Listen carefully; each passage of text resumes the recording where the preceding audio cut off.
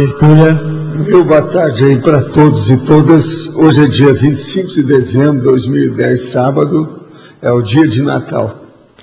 O verbete é o 1789, 5 páginas, 47 elogias e 16 máximos.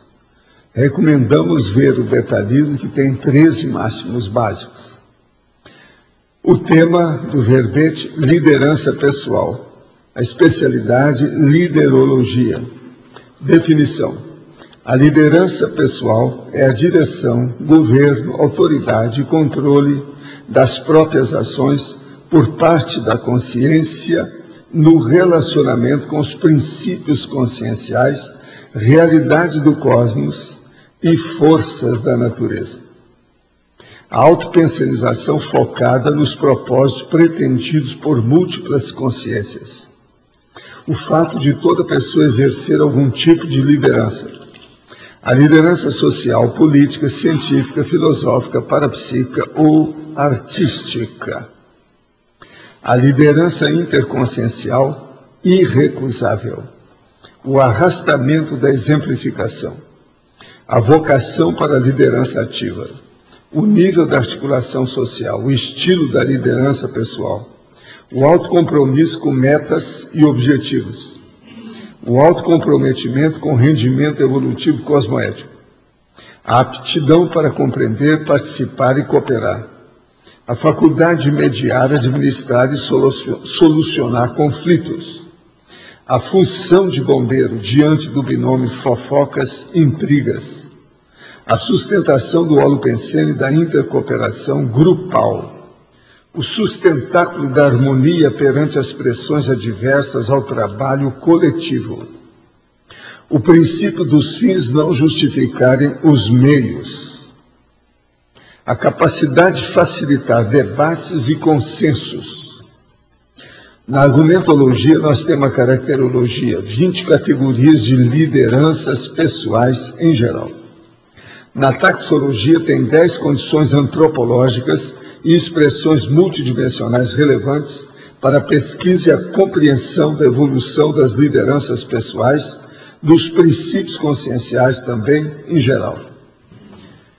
Na remissiologia, nós destacamos em 15 verbetes, abridor de consciência ou de caminho, articulador, atrator, ressomático, catalisador e concentrator. Então aqui, só na remissiologia nós temos ao todo o abridor, o desencadeador, o amplificador, o animador, o articulador, o atrator, o catalisador e o trator. Com esses 15 aí, qualquer um vai entender o que nós estamos querendo falar. Agora, a frase enfática. Toda consciência, consci ou consciex, responde irrecusavelmente pela liderança inevitável, exercida por si própria, no reduto do universo grupo kármico específico no qual evolui. Você vive consciente quanto à própria liderança? Qual é a categoria dessa liderança hoje? Eu quero dizer para vocês que na enumerologia lá está catalisador, é catalisador. E na frase enfática a palavra específica está sem o acento agudo. Nós já corrigimos. Agora, perguntas. Voltei do 6º fórum da TENEPS, conversamos sobre a futura IC em Blumenau, e na noite passada, no período da técnica da TENEPS, ocorreu uma microprojeção onde me encontrava no Locico, etc. Tal. Olha, isso tudo que aconteceu é bom para você saber como é que é. Anota tudo e vamos ver o que acontece. Essas coisas têm demais. Todas essas impressões de processo de assédio, isso existe. Sempre se fala nessas coisas, o povo tem medo disso. O processo é passar por cima. Ter confiança. Os amparadores estão de olho. Na tertúlia de terça-feira, verbete volicionina, houve um momento que senti uma mobilização de energia intermitente muito forte e agradável. Durante a mobilização, senti necessidade de agradecer a uma tertuliana, acho que o nome dela é Malu ou Malu, que estava lhe fazendo uma pergunta. Mas não sei por que cargas d'água surgiu essa necessidade, muito menos o porquê de agradecê-la, uma vez que não a conheço. Mesmo não a conhecendo, fiz uma espécie de agradecimento mental, fato que intensificou a mobilização energética e me fez crer que ela, de fato, sentia a minha energia. Isso é possível, é coisa da minha cabeça. De que modo o senhor interpreta o fato? Anota aí, se tiver interesse, com o tempo vai clarear mais para a gente saber o que se passou. A escolha de áreas voltadas ao processo mental, como a psiquiatria, neurologia e neuroradiologia, poderia ser considerada como uma prioridade mental somática no campo da medicina? Penso futuramente em apresentar trabalho nos congressos de medicina, associando a neuroimagem com os estudos da projeção e do EV. Acredito que seria uma ótima forma de iniciar tais nesses eventos tão repletos de médicos eletronáuticos. Qual a opinião do professor?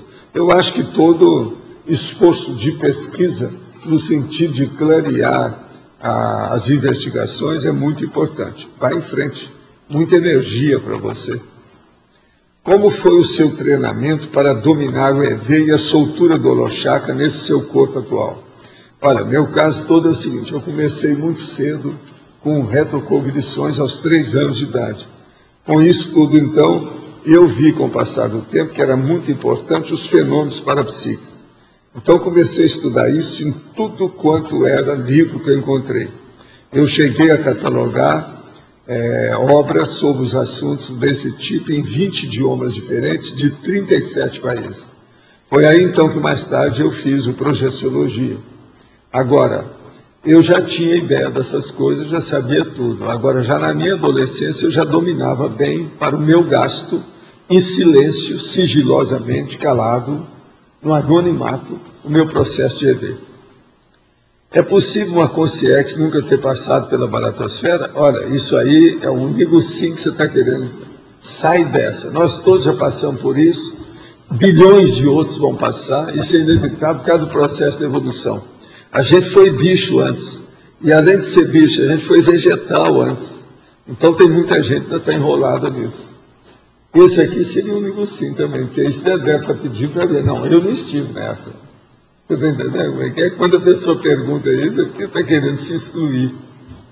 Olha, I'm sorry, mas na Fatologia, página 27, penúltima linha, a função de bombeiro diante do binômio fofocas e intrigas. A liderança pessoal pode abordar esse tipo de comportamento alheio ao âmbito profissional de modo mais efetivo? Como? Olha, eu quero te dizer que eu fui bombeiro durante muito tempo. Quando a gente começou a criar o Instituto, com aquele povo todo que estava começando, e o Instituto então começou a ter um dossiê lá com um processo, trabalhando com gente de 72 países diferentes, todo dia tinha problema de conflito entre as pessoas, e eu chegava como o bombeiro, usava água, usava aqueles pó, usava tudo que eu podia em matéria de mental soma, para ajudar a psicossomaticidade desse povo todo. Todo mundo já chamava que eu era um bombeiro mor. Não, vamos esperar o bombeiro mor, que ele vai dar um jeito. Então, esse processo é possível, sim. Eu evitei muitas vias de fato entre as pessoas. Quer dizer, soco, tapa na cara, muita coisa. A gente entrou para suavizar. Às vezes é preciso a gente ser da turma do deixa disso. Eu fiz isso muito tempo. E outra coisa, aonde tem muita gente que está começando algum empreendimento, geralmente tem que ter bombeiro. Bombeiro que eu estou falando, moral, cosmoético, psicossomático, mental somático. Isso é inevitável.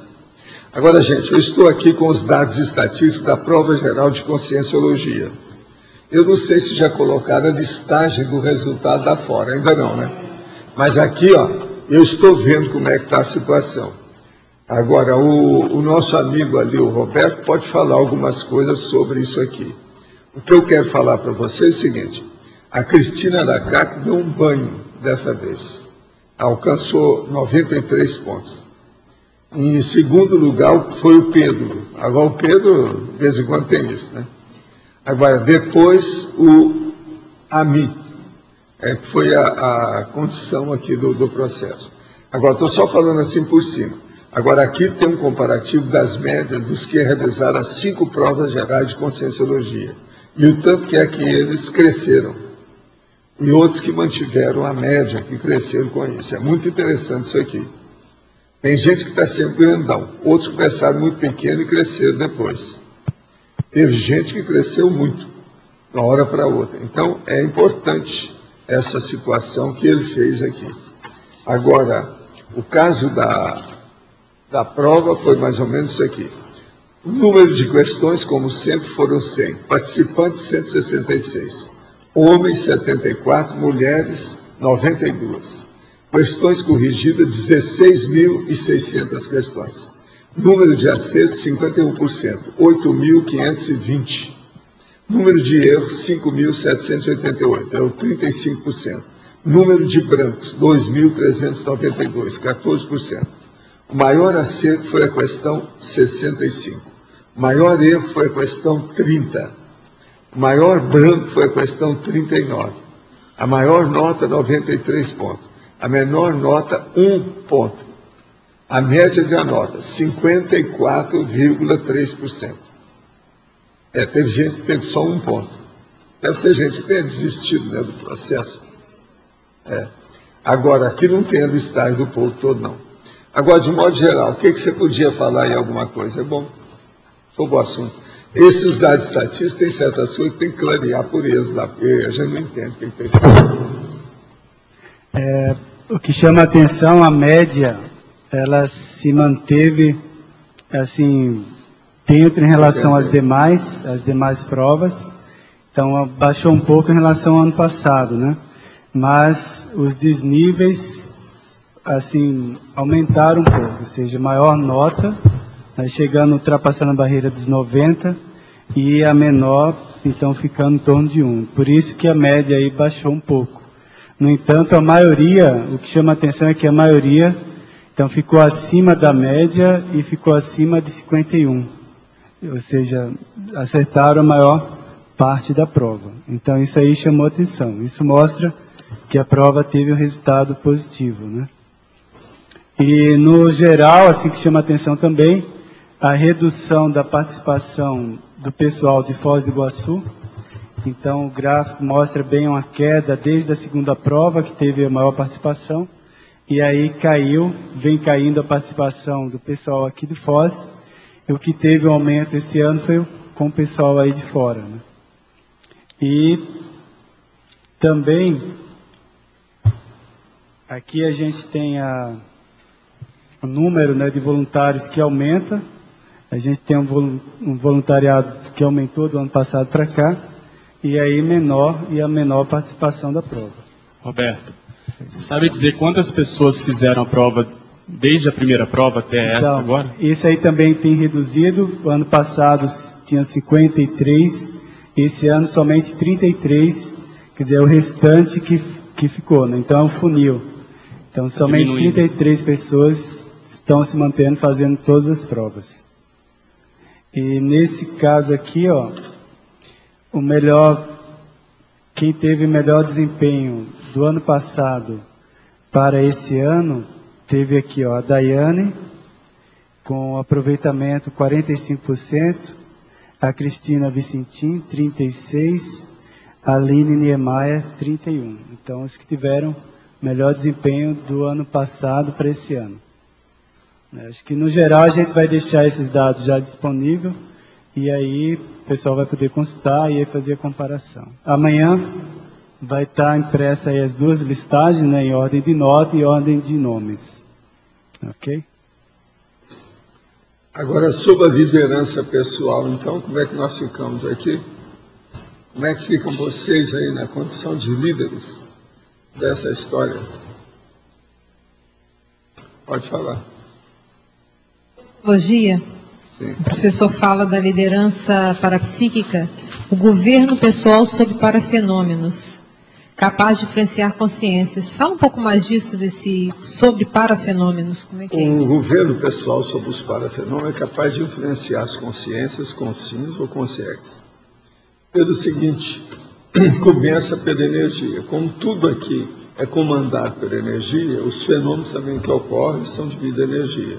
Agora, como a boa parte da população não entende nada de parapsiquismo, quem então tem uma certa liderança parapsíquica que domina as energias, exerce um governo, querendo ou não, até em silêncio, calado, que ninguém está percebendo, sobre os processos, todas as consciências que tem em torno dela. Então não tem jeito isso aí. Então isso é muito sério. Foi isso que eu fui mostrar lá, com o processo naquela delegacia de polícia da Baixada Fluminense. Entende? E para ver como é que a gente pode mudar o ambiente, só com a presença e a emissão de energia, exteriorização de energia. Agora, eu comprovei isso para os advogados, que queriam saber, o povo todo. Isso é muito sério. E depois eu tive que conversar até com os policiais. Falei assim, vocês, a sua força presencial é muito importante no exercício da sua profissão. Quer dizer, um policial, se ele tem personalidade, ele é seríssimo. Potencializa tudo, melhora uma porção de coisa que ele faz. E isso eu estava expondo. O que eu queria lá era mostrar, que é o que os advogados queriam também, o cara que foi lá comigo, tudo, que era mostrar a existência da força presencial e por que isso é importante e de que modo isso pode influir positivamente nas pessoas.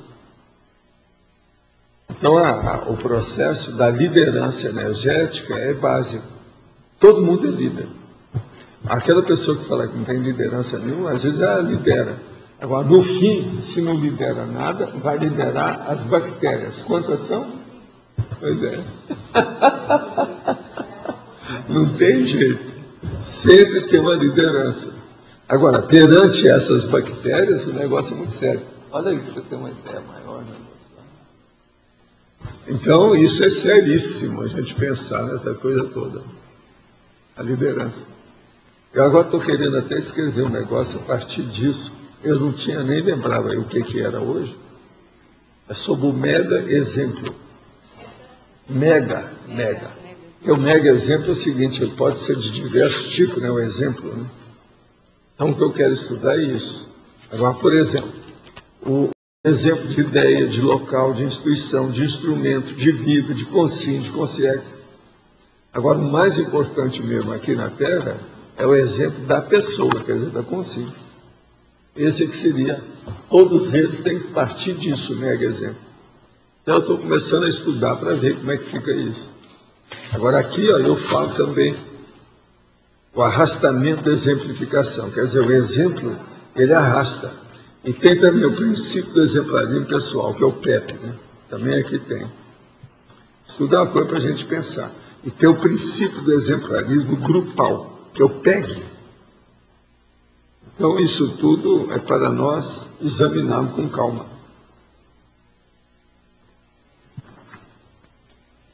Alto. Pode falar. Você pode aprofundar a ideia do contágio energético, por exemplo, das multidões? O caso do linchamento, o caso da Revolução Francesa, que tem aquele contágio que arrasta, faz um arrastão extrafísico. Isso aí é o processo do arrastão, que é o arrastão, vamos dizer, o contágio grupal. Você sabe que isso aqui é o ruim da história, que toda multidão, quando se reúne, degrada. Ela se nivela por baixo. Degrada. Então isso é terrível. É aquilo que eles falam, se você pegar aí 70 prêmios Nobel e tirar uma média da conversa que vai ter, vai ser bem mais abaixo do nível deles, que é superior a 51%. Sim. Uma coisa muito interessante que tem, vocês sabem, atualmente o maior canal de televisão que tem é a BBC de Londres, né? E lá eles têm um com o Nobel. Eu não sei se alguém aqui já viu. A última reunião eu vi, eu segui a conversa de 7 prêmios Nobel. É na mesa, é o toque na mesa, sabe, a conversa de 7 prêmios Nobel. Agora lá tinha o cara aquele que era de física, o outro que era de literatura, etc. Ao todo 7 homens, entende? Agora, o que é que se passa? Tudo nobelista. Agora, a gente via certas bobagens desse tamanho, os caras defendendo.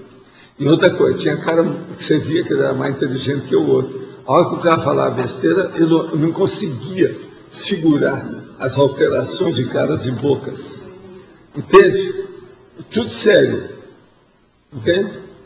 Agora, tem o cara, né, que comanda lá o programa, aquela coisa. Alguém já viu esse programa aqui? Os novelistas da BBC, não? Eles têm isso de vez em quando. Vale a pena. Você nunca viu, não, Roberto? Vale a pena ver.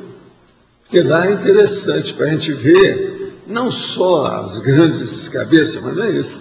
É ver as bobagens desse povo.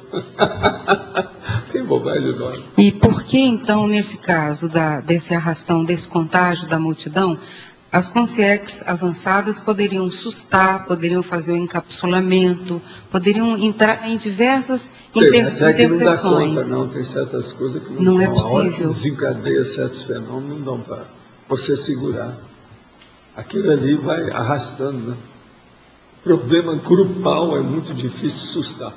Tem que deixar o circo pegar fogo, mesmo não ter E outra alternativa. coisa, o estupro evolutivo não pode ser feito nem com a pessoa, nem também com a multidão, né? Tem que ir com calma, né? Que é tudo individualmente, né?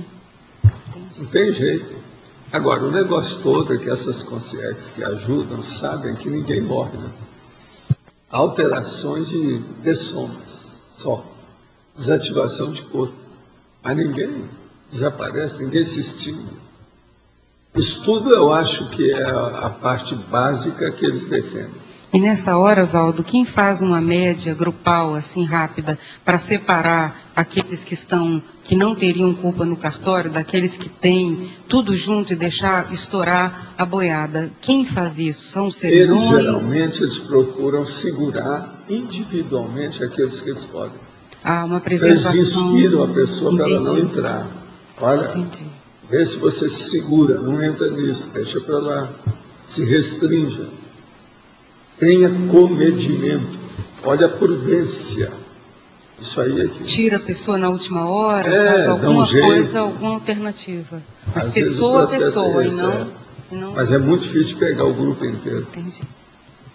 É muito difícil influir quando tem a turba desorientada, né? Turba Muito multa. difícil. Pode falar. Sete, para a fatologia, o último item. O O sustentáculo da harmonia perante as pressões adversas ao trabalho coletivo. Que é isso aí que nós estamos falando. Claro, isso mostra a maior liderança, né? Porque os traços estão referidos a sentimento de imperturbabilidade, né? Agora, cada um que manda é a pessoa em si, né? Agora, quando junta, é preciso ter muito cuidado com o grupo que a pessoa participa, para ela não se acumpliciar. É aí que vem o problema. Agora, no meio do arrastamento coletivo, a pessoa perde a estribeira, né? Ela nem vê o que acontece. Agora, a pergunta. Tenho priorizado a prática do desapego, sofro mais com o imaterial do que com o material. Vivencio situações que não fazem mais sentido e dificultam a minha evolução. Embora esteja determinada para a mudança, receber o novo ainda é difícil, aceitar a perda de deixar embora o antigo. Pode comentar qual é a melhor forma para obter o domínio pessoal sobre o ciclo inevitável apego e desapego? Olha, na minha terra só tem uma saída, chama vergonha na cara. Ou você decide, faça, ou desiste, deixa. Você está anárquica, desorientada, não leva a coisa a sério. Agora, do jeito que você está falando, você está querendo mudar, então muda. Qualquer coisa morda na língua que vai fazer você acordar. Tem gente que gosta de fazer isso, morder na língua, dar um beliscão aqui de lado. Sabe como é que é? É apertar a unha contra a carne para chamar a atenção. É mulher que gosta dessa da unha. Né? Então, ali é uma mulher, então serve para ela. Quando a liderança pessoal de uma consciência é constantemente afetada por outra, isso pode se dever ao karma passado, como pode ser a obra de um assediador, ou pode vir a personalidade de quem se antepõe frente à nossa liderança. Tudo isso é possível acontecer. Agora, o problema todo é ver o que a pessoa pode sair dessa condição para não ficar com acompliciamento, a comparceria.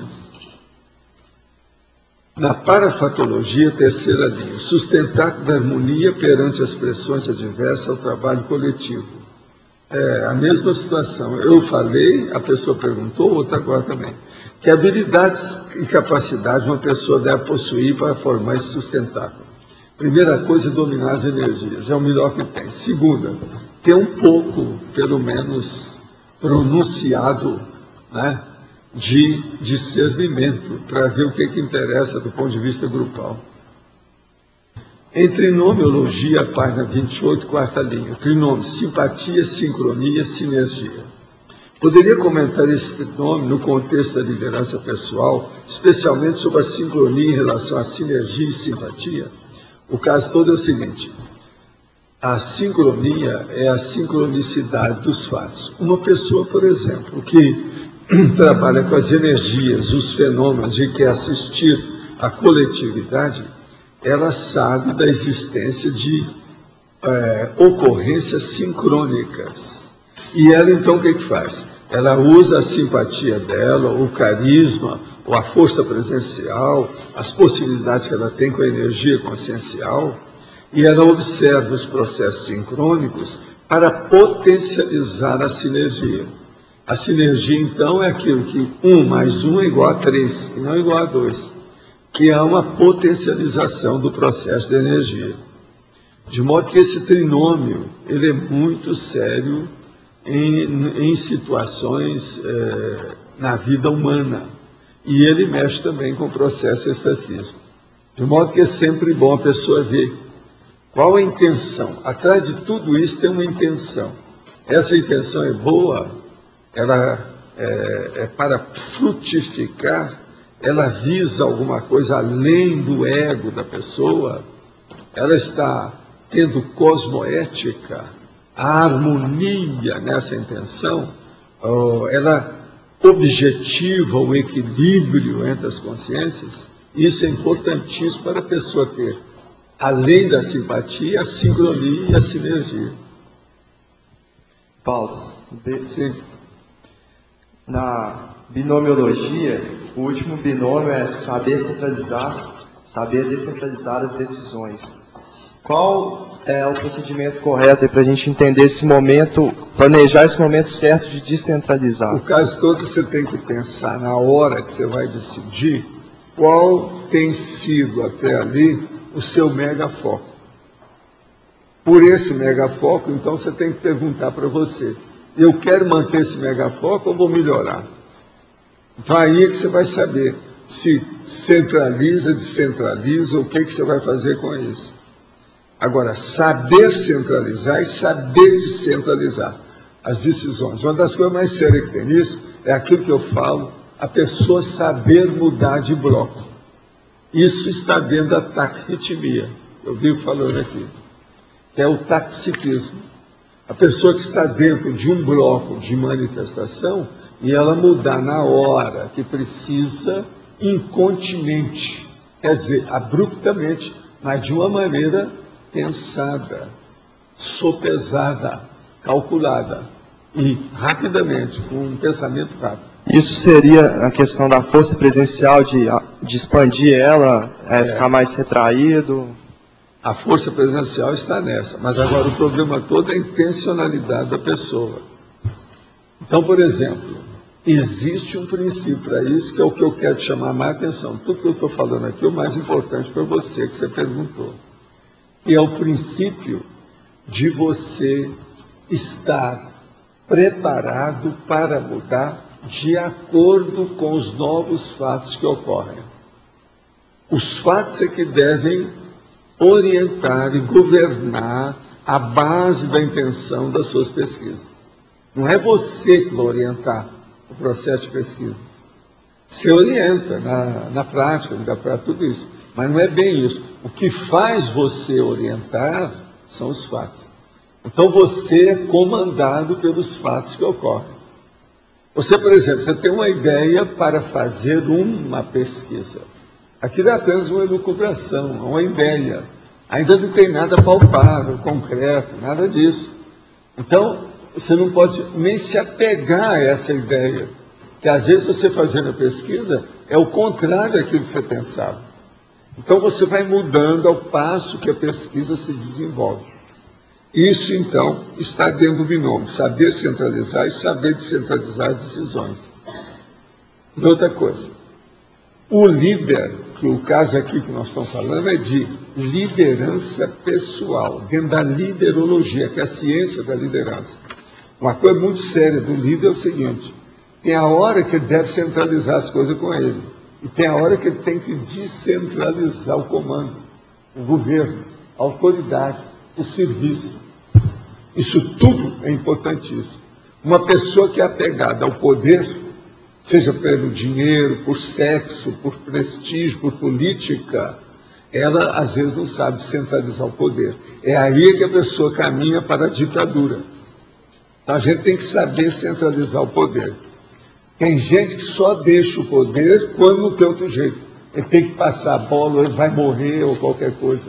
Está doente, entende como é que é? E aí essa descentralização, para você planejar ela, você teria que já preparando o seu sucessor ali, o próprio clima. O ideal da pessoa é ele sempre preparar os sucessores, não é um só, não, os sucessores. E quanto maior é o serviço da pessoa, mais ela precisa de outras pessoas.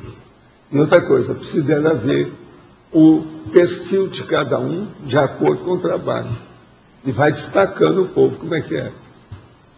Tem cara, por exemplo, que é muito preocupado comigo desde que eu falei a primeira vez no Instituto, em 1988. Eles queriam saber quem é que ia ser meu sucessor. Isso faz 22 anos. Nós já temos um monte deles aqui. Agora, precisa de pegar cada um dos que tem aqui, que tem o perfil melhor nesse ambiente, naquele, para ficar. Quando eu deixei o movimento espírita, eu coloquei 6 pessoas no meu lugar. Eu demorei 4 anos escolhendo essas pessoas. Não adiantou muito. 6 meses depois, vamos dizer, o cargo, a função que eu exercia mais séria que eu achava, que eu chorei as mágoas e chutei o dedo na hora que eu tinha que deixar, que era atender o povo no meu consultório, o cara que entrou lá não aguentou 6 meses, ele desistiu. Entrou outras coisas depois no lugar. Então veja, mas eram 6 pessoas. Uma delas está lá até hoje. Talvez ela venha aqui agora, no mês que vem, aí, talvez. Entende? Essa senhora está com 90 anos. Muito lúcida. Ela é fora de série. Era a pessoa que eu tinha mais confiança no meu trabalho lá, de assistência. Ela que dirigia as coisas todas. E até hoje ela ainda tem função lá, cargo dentro do trabalho, do serviço. Então, o problema todo é esse, você vê como é que fica. Agora, por exemplo, nesse meu caso aqui, a minha liderança, o povo às vezes tem dificuldade de entender isso. Não é bem minha, está entendendo? A liderança maior aqui é da monja, é do transmentor. Ele sabe o que é que pode fazer se ocorrer, eles inspiram as pessoas para o negócio caminhar muito mais do que eu. Então eu sou secundário, eu sou uma peça dentro desse mecanismo. É legal você pensar entendeu? isso. Agora, isso é que é a verdadeira liderança. É a pessoa saber. Eu, como peça, defendo a minha função, o meu cargo. Eu sei o valor que eu tenho dentro daquilo que eu faço. Mas eu reconheço, eu sou a mini peça, eu não sou o máquina mecanismo. Agora, o líder, quando ele é totalitário, autocrata, que ele é cérebro, que ele é ditador, ele, em vez disso, ele é o máximo mecanismo das mini peças. Ele não é a mini peça do máximo mecanismo. Ele se julga o máximo mecanismo das mini peças. Então é o contrário, está tudo errado. Então, no nosso caso, não é isso. Você está entendendo? Claro. Aqui o processo é de mini peça. Isso, por aí, então, já você vai faz descentralização, o o líder pensando nisso, já envolve. Como é importante o processo de centralizar e descentralizar. Eu, por exemplo, quando fomos fazer uma coisa mais séria, que era o Instituto, que era a primeira instituição conscienciocêntrica que a gente ia criar, eu reuni os advogados para a gente estudar tudo, amigos meus, tudo, e perguntei para eles, como é que vocês acham que eu devo fazer? Os estatutos do Instituto, como é que vão ser? Aí eles viraram para mim e disseram, não interessa. A coisa é que você tem que ser, e tem que centralizar tudo na sua mão, até você criar a massa crítica de pessoas que possam substituir o trabalho e o serviço. E isso tudo aconteceu. Eu queria já deixar o Instituto muito mais cedo, mas eu demorei, porque eles não deixavam. Porque eu queria viajar, fazer mais pesquisa, deixar o Instituto caminhar por si, pela turma. Agora, custou. Agora, hoje nós já temos aí, já 18, né, instituições com ciência ocêntrica. Cada uma já tem. Já estão sabendo ficar em pé, andar por si, etc. Tal. A situação já caminhou muito. Então, o processo de centralizar e descentralizar depende demais da pessoa que tem o gabarito de sopesar as decisões. Então, para isso, é necessário ter, além da boa vontade e da boa intenção, muito discernimento. Esse discernimento ele pode ser muito avançado se a pessoa tiver mais domínio das energias, do evento, parapsiquismo. Isso ajuda. No meu caso, por exemplo, eu sempre me arrimo no processo extrafísico. Por quê? Conscienciologia é uma ciência multidimensional. Ela é diferente das outras. Entende? Não tem outra saída. Valdo, e numa das perguntas aí que a pergunta foi sobre uma consciência que tem que passar pela baratrosfera. No caso, uma consciência que vem de outro planeta, já num grau evolutivo mais avançado aqui, para ressomar na Terra, ela passa por isso lá, então. Todo mundo já passou por isso, que nós somos animais subhumanos que viramos humanos. Então, todo mundo passou por um processo. Você já pensou a leoa que ataca a zebra para dar o corpo da zebra para os filhotes dela? Todo dia acontece isso na África. Então, nós éramos esse negócio, todo mundo aqui já foi leoa. E no caso, por exemplo, do EM, que veio lá de outro planeta, chegou ele aqui também já... teve a baratosfera dele do planeta dele. Ah, né? Ah. E outra coisa, o EM, ele mesmo se julgava que ele era um engenheiro igual de Furnas. Então, era um cara bem normal aqui, na nossa turma. Professor, aqui ó. Sim. O que diferencia o Strong Profile de uma liderança comum? Como é que é? O que diferencia o Strong Profile, que é uma liderança? O Strong Profile? De uma liderança comum. Depende o que é que você quer dizer com Strong Profile. Mas se é na liderança, a primeira coisa é uma pessoa equilibrada. Para isso é que eles estudaram, por exemplo, o psicograma, que depois os americanos cortaram o psicograma e deixaram só por conta deles, eles não quiseram mais isso. Agora, o psicograma era o estudo do perfil do líder político, o líder industrial, o líder comercial, o líder sociológico. Eles estudaram isso depois da guerra, durante a Segunda Guerra Mundial. Mas depois os americanos resolveram cortar esse negócio. Hoje ninguém fala mais nisso. Por quê? Senão eles iam mostrar toda a sujeira. Já pensou, se tivesse feito o psicograma do Bush, ele jamais teria sido eleito presidente da República. Porque eles iam achar, não, o cara é psicopata. Ele tem aí um QI de 80, quer dizer, é muito baixinho ainda. Entende? Então, eles tiraram isso.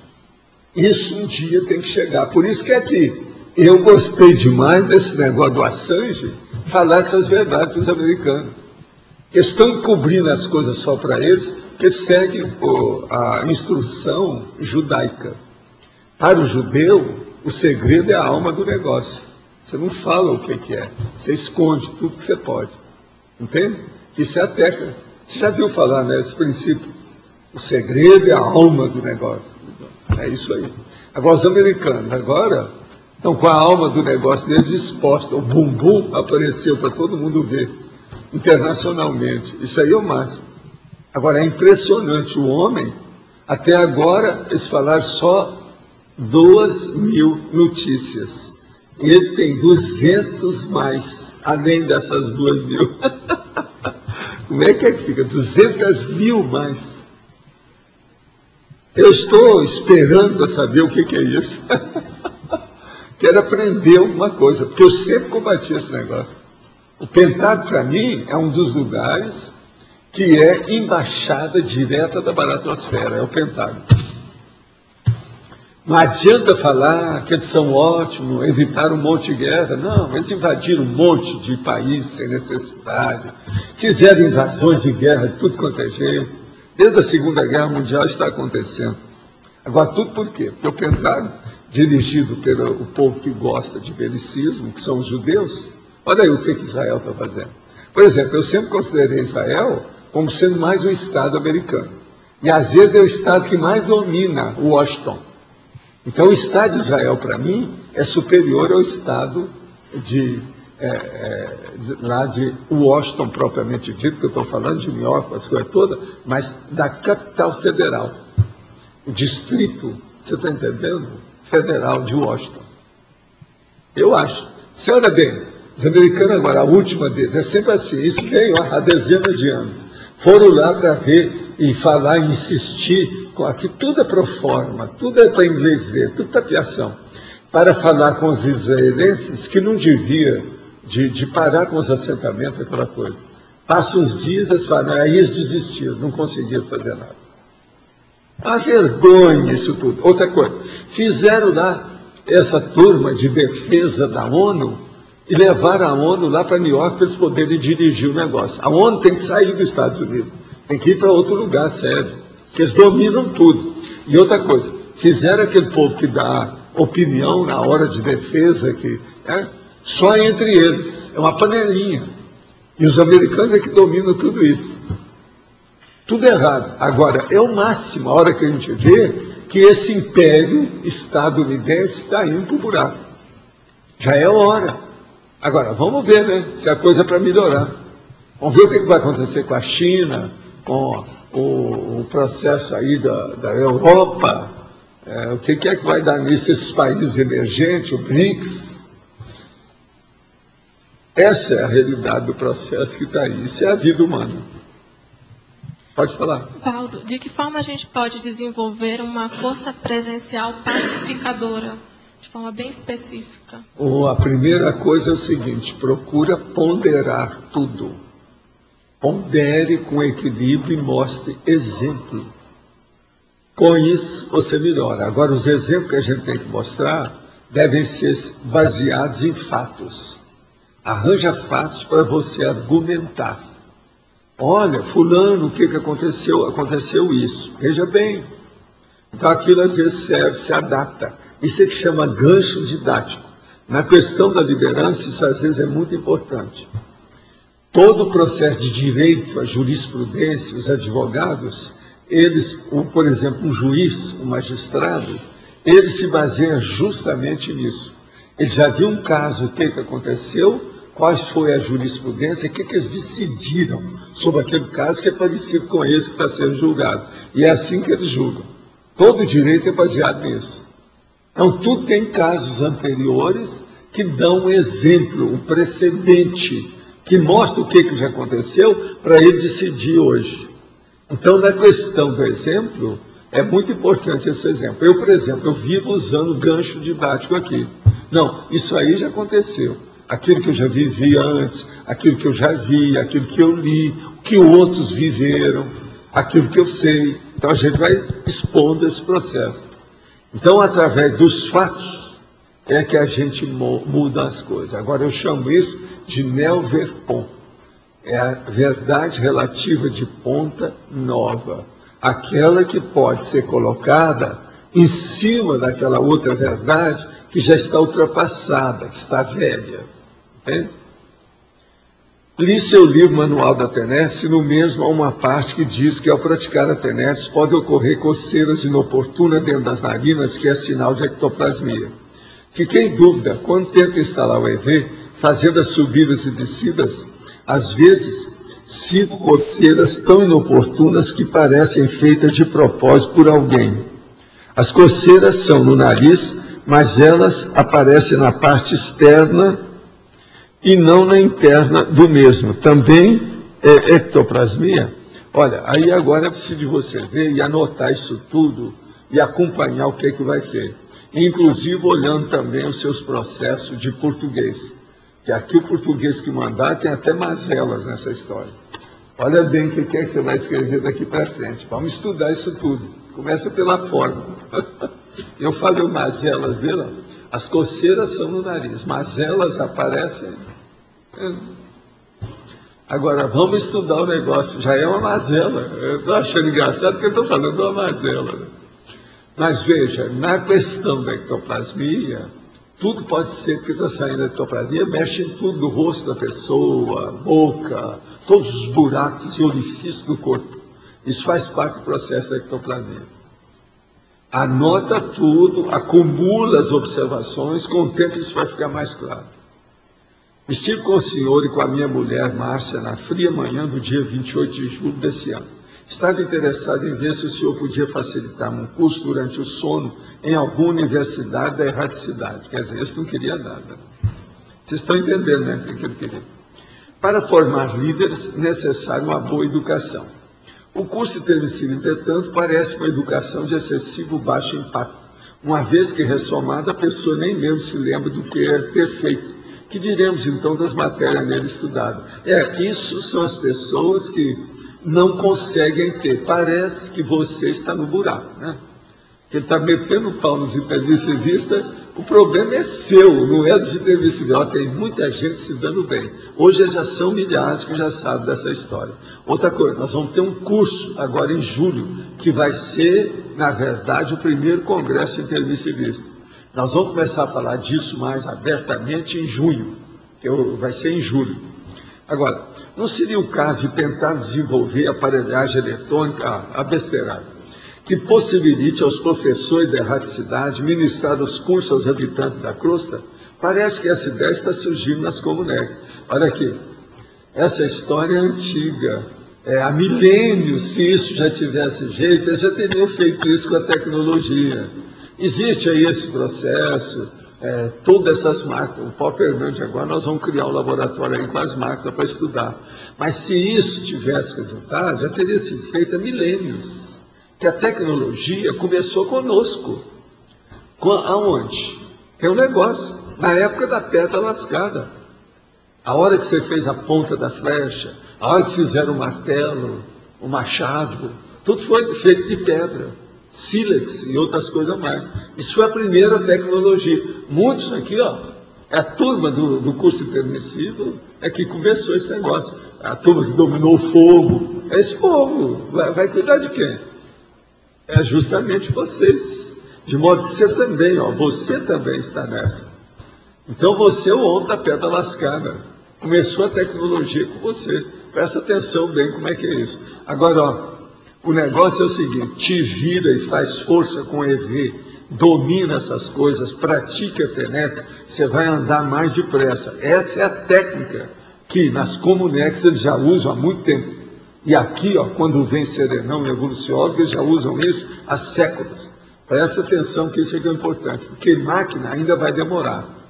Quando eles conseguirem essas máquinas com um negócio mais sério da paratecnologia, nós já vamos ter contato extraterrestre, essas coisas todas, colônias na Lua e Marte, tudo quanto é lado por aí afora. Isso ainda vai demorar um pouco.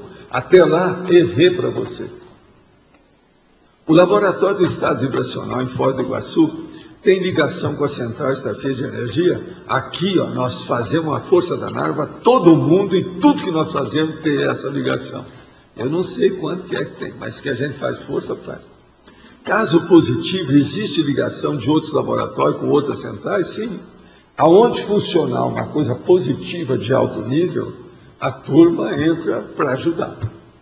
Ô, Cris, meus parabéns a você, que você tirou o primeiro lugar na prova, viu? Quer dizer que ela estudou mais, viu? Passou a perna em muita gente que eu conheço.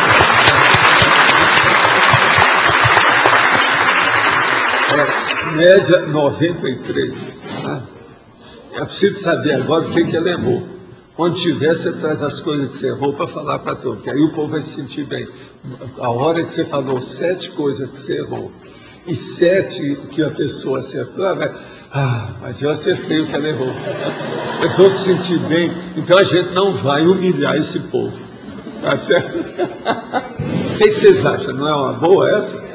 não é uma generosidade da parte dela vir falar em quem que levou? Eu acho máximo, tá certo? Vale a pena. Eles vão entregar as provas aí qualquer hora.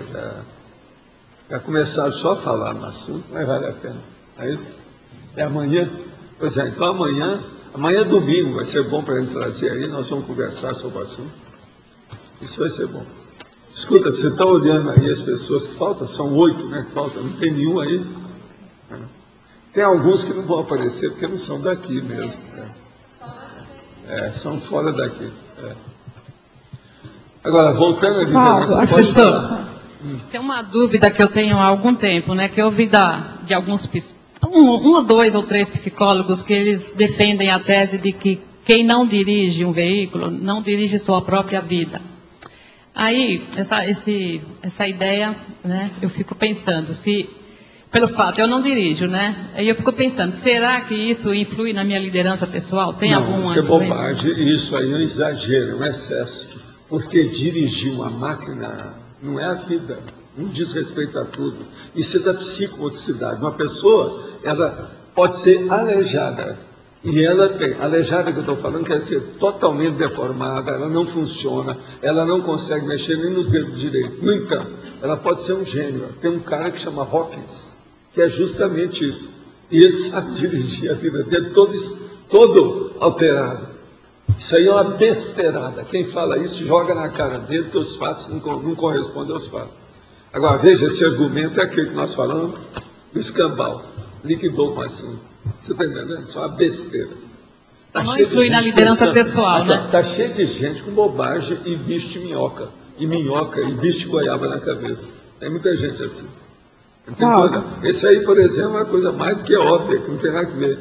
Uma pessoa que não dirige carro, não dirige bem a viagem, bonitinho. Esse aí deve ser vendedor de carro. Ele deve ser sócio, psicólogo que deve ser sócio de alguma loja de venda de carro. Está na cara. Está na cara. Tem alguém que está querendo. Não, você já pensou? Se fosse assim, nós éramos dirigidos só pelo o Emerson Fittipaldi. Olha, é um cheio de besteira. Quando chovia, sempre errava com o carro. Será que a questão não está, o fato da pessoa não dirigir porque ela tem algum, vamos dizer assim, medo? Há uma série de fatores que não deixam a pessoa dirigir. Eu, por exemplo, eu dirigi carro há muito pouco tempo, porque eu não gosto de perder tempo com essas coisas. Eu já tive motorista particular durante vários anos, aquela coisa toda. Atualmente nós temos amigos nossos que fazem essas coisas conosco. Agora, o que se passa? Eu, quando arranjei um motorista particular, eu comecei a aproveitar muito mais meu tempo, porque eu fiz um escritório dentro do carro. Eu tinha Opala diplomata, e Opala daqueles, sabe? Não. Então, atrás era o meu escritório. Então, com o processo do Rio, por exemplo, que era muito problema, do jeito que tem hoje em São Paulo e Rio, de congestionamento, eu não perdi meu tempo. Eu estava lá dentro escrevendo, fazendo minhas notas, tudo com luz própria dentro do carro, tudo certo. De modo que isso é besteira, esse negócio. E outra coisa, eu comecei a dirigir muito tarde.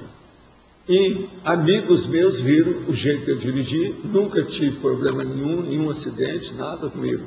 Tudo saiu bem. Quando eles foram fazer o estágio lá, o estádio lá o Piquet, aquele negócio de correr, de certo circuito lá no Rio, no autódromo, então a turma da Globo, eu tinha uns 2, 3 amigos lá no meio, nós fomos lá para ver o local junto com eles. Então eles viraram para mim, que eles já conheciam, que eu tinha um Fusca, que era todo cheio de probleminha positivo para a defesa, era um verdadeiro tanque, um blindado. Eles falaram assim, Walter, na hora de você entrar nisso também. Você nunca teve nenhum acidente. Você dirige bem, você conhece alguma coisa de carro, já sabe essas coisas todas, está na hora. Eu virei para ele assim, em cima de voar, quer dizer, ficar de mim, tira o cavalo da chuva que eu não entro nessa. Me inclua fora dessa. Você está entendendo como é que é? Por quê? Para não perder tempo com o processo da psicomotricidade, que eu tinha que trabalhar com problema mental soma. Não dava para mexer com aquilo. Agora, eles viam que eu até gostava de dirigir. Naquela ocasião, fora do Rio, em certas áreas, por exemplo, dirigir com esse carro pequeno, e o meu que era todo maceteado, era muito fácil. Você cortava tudo, riscava tudo, andava rápido. Eu fiz viagem, por exemplo, do Rio a Vitória, no Espírito Santo, em pouco tempo. Fiz um monte de viagem, Rio-São Paulo, sabe? Nunca tive problema grandão. Muito embora gente que bateu no meu carro, problema de tudo desse jeito, eu vi de tudo quanto é jeito. Agora, o que é que se passa? Esse problema, então, de dirigir, não quer dizer nada com o processo de governar a vida. Isso é muito relativo. Uma pessoa pode dirigir uma máquina muito bem e ser péssimo em casa, ser péssimo nas outras coisas que ele faz socialmente. Isso não quer dizer nada. Então é abobajado isso aí. Isso aí é gente que está com interesse em arranjar motorista. O negócio não é assim, não. E outra coisa, dirigir carro não é o fim do mundo. Isso é bobagem. Entende? Coisa secundária. Uma outra coisa, agora já tem os games, ontem mesmo eu estava olhando os games lá, que o cara só mexe com o corpo e vai seguindo tudo para fazer, tira o corpo, lá daqui, abaixa, pula, etc. Tal. Eu vi tudo como é que faz atualmente. Quer dizer, com aquilo lá já estão ensinando o que é que tem, já não é só de dirigir, mas o problema do processo da cintura fina. Agora veja, hoje já tem filmes que já tem os games, tudo com a meninada, tudo participando. Ontem eu vi a turma fazendo tudo lá em casa para a gente ver. Entende? Com filme e tudo. Na hora, tudo ali. 2 pessoas podem fazer simultaneamente, tal. Abaixa, tira o corpo, tal. E olha lá o score, vai ganhando os... Mas olha, esses videogames, eu estava falando lá, tem uns que tem que tirar, tem uns que só dá tiro e matar os outros. Aí é uma coisa totalmente negativa. Agora, deixar uma moça, uma menina, tomar conta daquilo, uma menina de 9, 10 anos, está tomando conta daquilo, matando os outros sem parar, um negócio que... Há muita besteira nesses videogames. Mas, ó, não pode falar que a indústria que comanda e que não sei o quê. Agora, esse aí, de mexer com o corpo, esse até que ajuda. O problema é que não é só isso. No meio deles está lá, para matar. O cara, julgando uma manhã, ele mata 1000 pessoas, na hora. E aquela menina inocente, não está sabendo nada que está fazendo. Mata sem saber que está matando. Quer dizer, uma vergonha. Isso tudo é processo de dirigir. É a mesma situação. Pode falar, João. Se eu falasse um pouquinho aqui na estrangeirismologia, na página 27, sobre o último, que é a inspiração para a excelência das performances individuais. Qual a inspiração que você tem para melhorar a excelência, para melhorar o seu rendimento, a performance, seu desempenho? Isso aqui é que é a coisa. Quanto mais você estiver ligado ao amparador de função da internet, melhor, né? A gente já dá até a dica do amparador. Amparador de função da internet. Recorra a esse, que esse aí pode te ajudar demais. Isso aí pode ajudar muito. É inspiração. Essa inspiração é aquela ideia, a telepatia, uma lembrança, uma informação, uma notícia.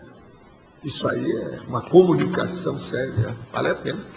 Aí, por exemplo, o que a gente quer fazer, as recins que a gente quer fazer, tudo isso. Então a gente tem uma meta. Sim. Como é que a gente pode conjuminar isso? A inspiração com a meta que a gente já tem. A primeira coisa é anotar as coisas para a pessoa não perder, vamos dizer, todos os indícios que ela existe à mão para ela decidir o que ela vai fazer. Então, colocar no papel cada vez mais o quadro geral daquela situação. Então, através desse contexto sofisticado, que ela vai amontoando os dados, ela tem uma noção do que ela deve fazer. E outra coisa, a gente tem que registrar isso tudo, sabe, não? Para a gente não estar repetindo o erro. E tem gente que esquece que já fez aquilo, vai repetir o erro de novo, vai fazer a mesma besteira, quebrar a cara de novo. Então, é bom para evitar, fazer economia de males. Evitar os males. Vale a pena. Agora, a inspiração chega num certo ponto que ela fica tão assim, palpável e concreta, que quando a pessoa sente que aquilo está certo é porque ela recebe banho de energia dos amparadores. Que às vezes eles têm dificuldade na hora que a pessoa está muito, às vezes até excitada com o processo da ideia nova, eles têm dificuldade de transmitir, fazer uma comunicação. Então eles dão um banho de loja na pessoa. A pessoa, com o tempo, ela vai se acostumando com aquilo. Por isso que eu falo que essa é a 40ª manobra séria, que é o banho bioenergético de energia extrafísico de amparador. Vale a pena. Pense bem. Valdo, professor, aqui. Pode falar. Aqui em argumentologia você fala sobre a liderança pessoal parapsíquica, que é a influência sobre as consciências, consciex, né, e consciência em geral. Quem é capaz de exercer essa liderança? A liderança pessoal parapsíquica? É essa que você ia falar? Não, assim, eu queria saber assim, ó, em que nível, basta você ter um parapsiquismo desenvolvido, não, como que uma funciona pessoa isso? que começa a praticar a TENEPS, ela já tem uma liderança de assistência.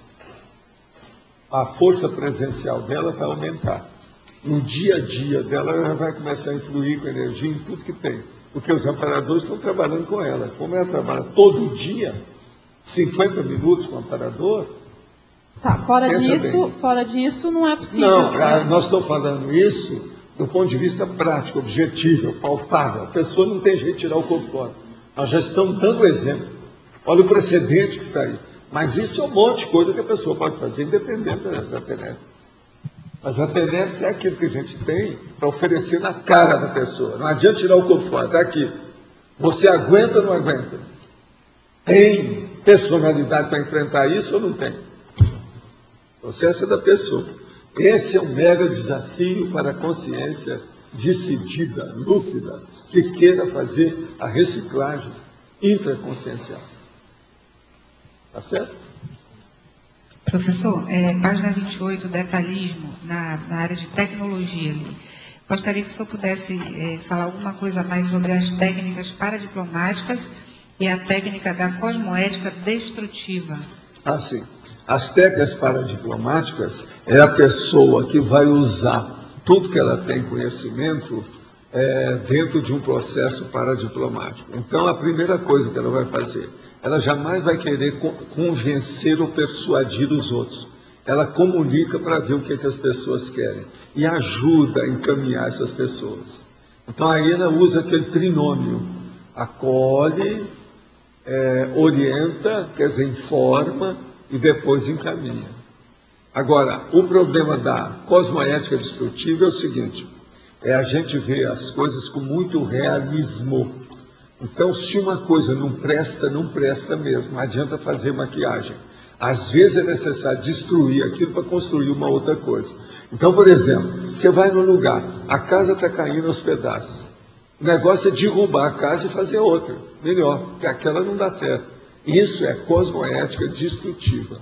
Uma boa coisa, um bom número dos fatos que nós precisamos de renovação, de melhoria, de reciclagem, precisa de destruir o que já existe, porque aquilo está estigmatizado. Entende? É um buraco, é uma sarjeta, aquilo é um abismo. Tem que dar um jeito de preencher, dar um jeito ali de acabar e construir alguma coisa nova no lugar. Nós chamamos isso de anti-estigmatização. Acabar com o estigma que existe. Então, por exemplo, você vê um lugar desse, por exemplo, que foi campo de concentração. Matavam milhares de pessoas todo dia ali durante alguns anos. Esse lugar, é uma baratosfera horrível. O ambiente daquilo é uma coisa tenebrosa. Então, como é que vai fazer? Ali tem que destruir aquilo tudo, limpar tudo, fazer alguma coisa que seja agradável, alguma coisa da natureza, fazer um jardim, colocar passarinho.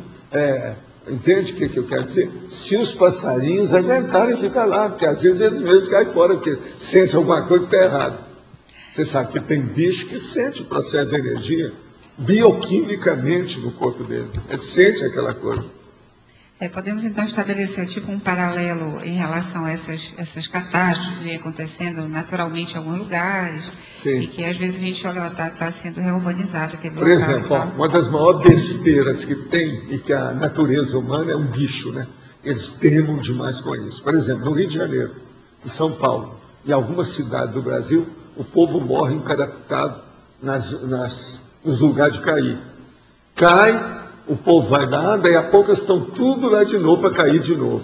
Eu sei disso, que uma vez em Ipanema, eu vi 10 pessoas despencando lá de cima, todas elas morreram. Eu, na minha condição de médico, vi esse povo todo lá, numa das chuvas grandes que aconteceram na década de 60 no Rio de Janeiro. Entende? Agora, hoje, parece que estão começando a querer fazer os teleféricos, fizeram lá no Rio, uma opção de coisa que é isso. Desde a época do Brizola, eles prometeram, mas ninguém fez. O Brizola tapeou todo mundo, ficou por isso. Agora, eles estão começando a fazer alguma coisa. Parece que começaram a fazer agora lá no Alemão. Mas, lá nesse lugar que caiu essas 10 pessoas, eles fizeram um edifício muito alto, de mais de 20 andares, para segurar, para ninguém cair ali mais. Naquele lugar, então, eles conseguiram consertar, porque colocaram um edifício. Ninguém chega perto, não tem jeito. Com edifício não tem nada, entende? Foi o jeito. Isso tudo é lá em Ipanema. Eu vivi lá durante dezenas de anos, eu sei como é que é, vi tudo de perto. Então, veja, um monte desse povo, que eu como médico socorria e fazia a assistência médica lá na favela da Catacumba e na Rocinha, que eu trabalhei lá uma boa temporada, eu falava com o povo, sai daqui que essa casa vai cair. Não adiantava nada, os caras insistem, faz esforço. O próprio governo ajudava, não adiantava nada. Daí a pouco eu estava lá, daí a pouco caía, morria a gente da família, as pessoas iam chorar de novo com a gente. Eu vi isso não sei quantas vezes. Outra coisa, existe uma pedra lá, que tem uma big, um aviso, sabe, da prefeitura com o negócio todo. Não fique aqui, não pesque aqui, porque a onda do mar já matou tantos. Até quando eu estudei, já tinha mais de uma dúzia de pessoas que tinham sido mortas lá. Com aquele negócio tudo falando, você chegava lá, tinha gente pescando. Depois que eu estudei, escrevi, tem coisa escrita minha, tudo. Depois disso, vários já morreram depois que a gente escreveu. Com a placa e tudo da prefeitura. E o povo vai lá e fala. Aí o jeito então era explodir aquela área, fazer um troço desse jeito. Foi isso que eu falei para eles na ocasião. Não adianta querer ensinar o povo aqui do jeito. Esse tipo de ensinamento eles não querem receber. Agora é duro, porque os caras morrem, não ficam aí para contar depois. Esse que morreu lá, às vezes é 1, 2, que estava pescando, vem a onda e lambe o cara lá em cima assim e leva. Ele é socorrido quilômetros e quilômetros depois de distância, numa praia lá no fim do mundo. Que, entende? As correntes submarinas e a onda e a maré levam a pessoa. Quer dizer, isso é a natureza humana. Esses burril de borroide da evolução, estão assim, eles são aos milhões na Terra. A mesma coisa, eu quero ver outra que eu vou te falar. Isso é só para mostrar como é que é o processo de ecologia na vida. Isso tudo precisa de ser falado mais. Por exemplo, no Nordeste, tem lugar lá que vem aquela seca danada, uma estiagem violenta, o gado morre, as pessoas começam a morrer, seca tudo, os caras vêm e fazem um retirante. Passa uma temporada e a pouco estão tudo lá de novo. Agora tem cara desse que já perdeu a metade da família em várias retiradas que eles fizeram. E o cara está voltando. Então, esse processo telúrico é a chamada geoenergia. É a energia que vem na pré-kundalini, ela vem pela sola do pé. A pessoa fica acostumada naquele óleo pensene. E ela fica viciada naquilo. Isso é a síndrome da abstinência. A pessoa sai e quer voltar. Sai e quer voltar. E quer voltar para os mesmos lugares, na mesma situação.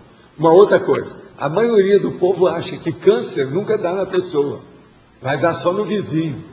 Nele não. Você está entendendo como é que é a situação?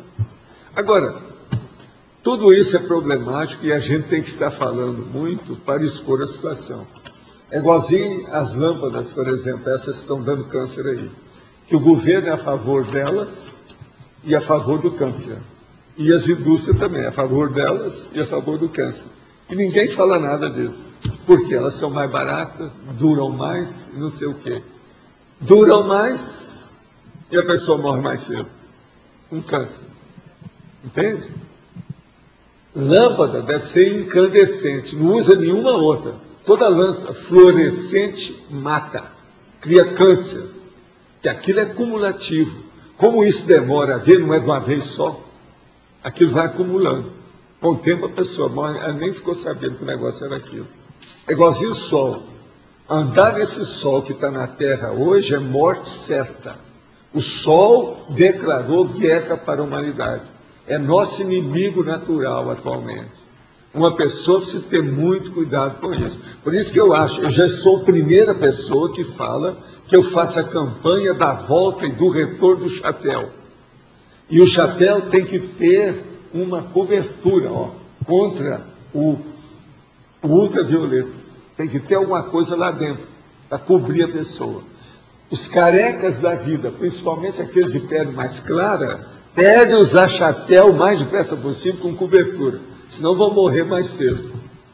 Dá um melanomazinho, uma coisinha à toa, que pega o resto, mata a pessoa em 3 meses. Professor, mudando um pouquinho de assunto, eu queria saber, se esclarece a gente, sobre essa questão das favelas no Rio recentemente, essa intervenção policial, se isso tem ou contribuiu ou não em relação a essa questão da reurbanização dessa área. Não tem nada, isso aí é mau governo. São governos horríveis. A culpa maior disso aí, que piorou tudo no Rio, foi o Brizola. Desde o primeiro governo dele. Ele deixou que a favela abaixasse e fosse governar através do palácio. O povo ficava lá, tomava conta do palácio e ele ia para uma instância no Uruguai. Isso foi o primeiro governo dele. Eu estava no Rio, a gente tinha empresa, eu sabia de tudo isso, vi tudo como é que era. Depois também ele criou uma espécie de uma herdade, lá pelos lados da Xuxa, lá no Recreio dos Bandeirantes também, ele teve lá uma temporada. Mas ele não cuidava de nada, porque ele não era nem de lá, ele era muito preocupado com o Rio Grande do Sul, e foi eleito pelos carioca. Carioca boboca, colocaram o gaúcho lá em cima, torrou tudo. 2 vezes ele foi governador. Foi ele que piorou as coisas todas. Agora, isso que eles estão fazendo é um negócio que, na década, veja bem, de 70, eu já falava no Rio.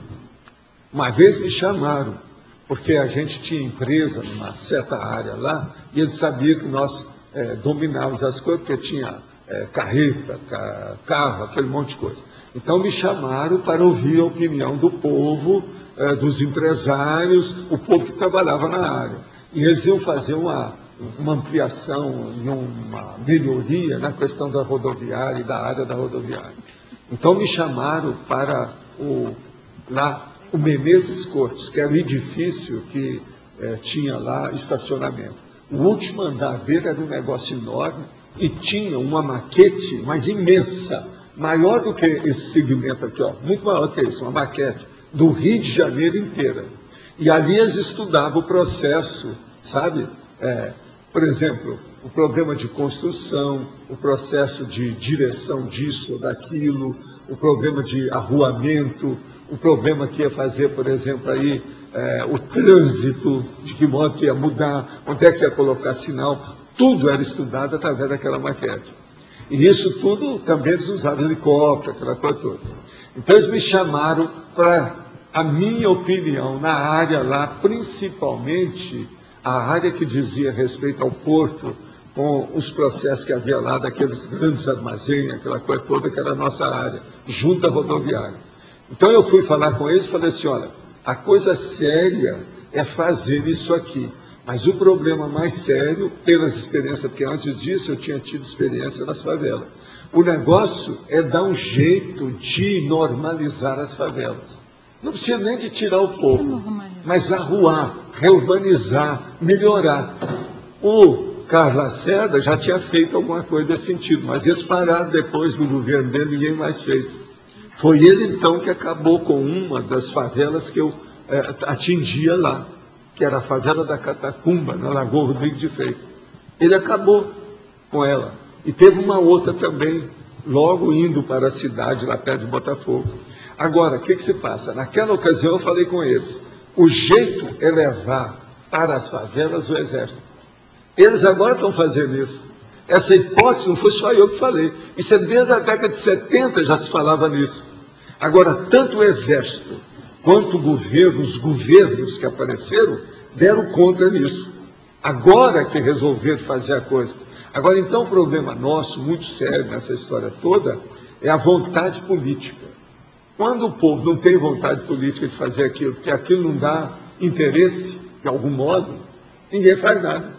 Agora, no Rio, por exemplo, eles estão fazendo por quê? Por causa da Olimpíada e por causa da FIFA.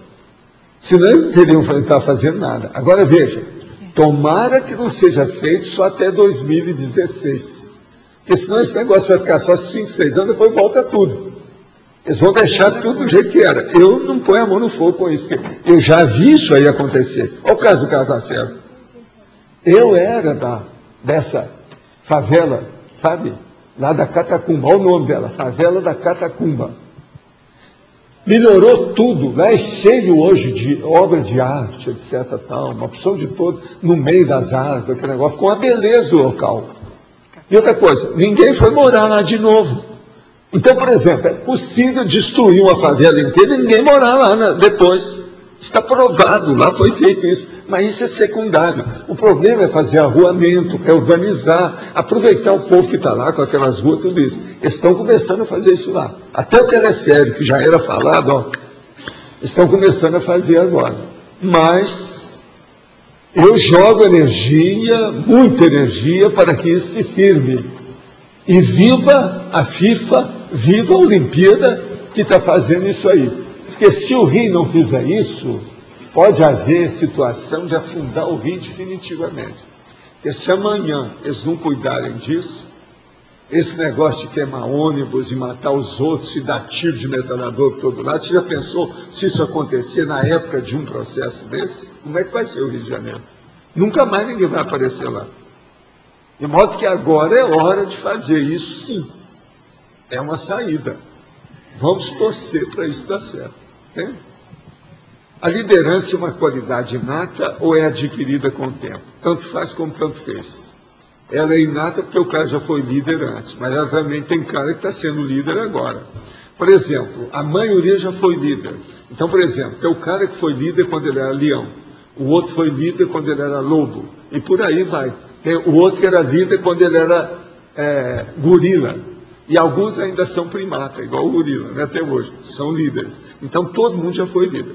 A pessoa que ainda não domina o estado vibracional e as energias, consegue mesmo assim realizar a liderança sobre as pessoas ao seu redor? Depende da liderança, né?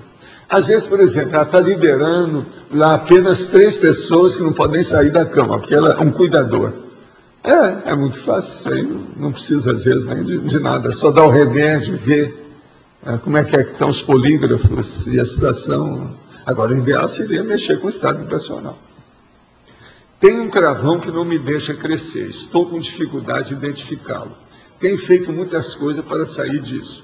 Não sei se depende de mim abrir mais, de trabalhar as energias, ou pode ser algum assédio.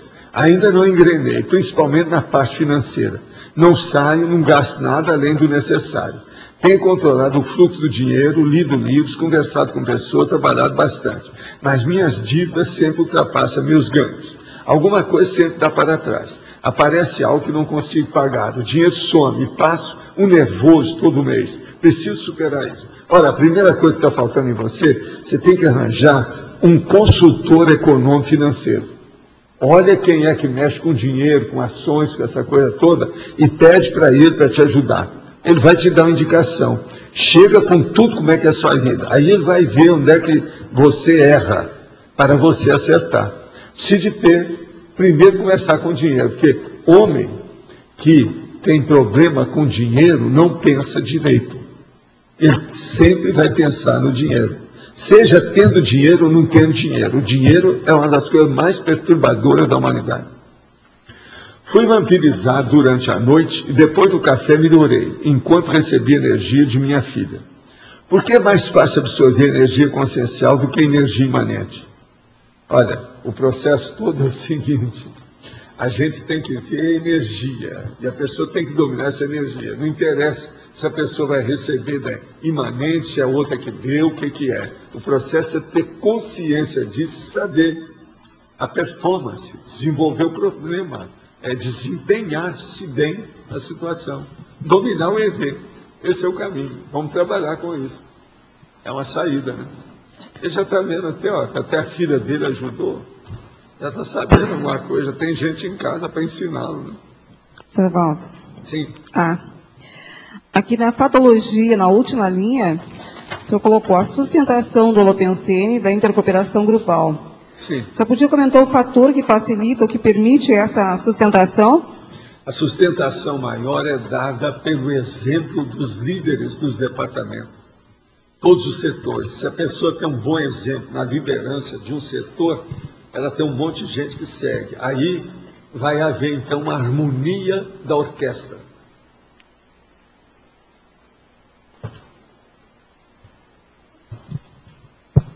Quem é que está com... Professor?